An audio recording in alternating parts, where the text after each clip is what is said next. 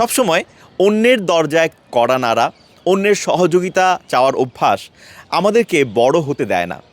আগে নিজে চেষ্টা করুন, তারপর অন্যদের সহযোগিতা নিন। আমাদের সমাজে অনেকেই রয়েছে যারা নিজ জায়গা থেকে একটু চেষ্টা করবে না, হুট করে অন্যকে নক করে বসবে। কিন্তু বর্তমান সময়ে, বর্তমান যুগে সব কিছু এত সহজ, এত হাতের মুঠোয়, কিন্তু তারা নিজের একটু ব্রেনটাকে খাটিয়ে নিজে কষ্ট করতে রাজি নয়।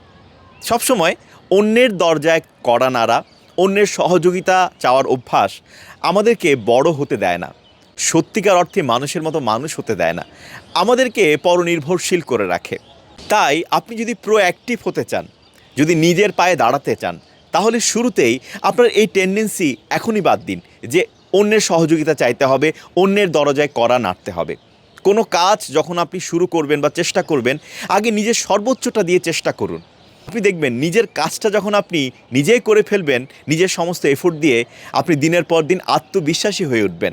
কিন্তু শুরুতেই যখন আপনি মানুষের সহযোগিতা চাইবেন নিজে এতটুকু চেষ্টা না করেও, তখন দেখবেন দিনের পর দিন আপনি মানুষের প্রতি নির্ভরশীল হয়ে উঠছেন, যেটা সত্যিকার অর্থে আপনাকে দায়িত্বশীল মানুষ হিসেবে গড়ে তুলবে না।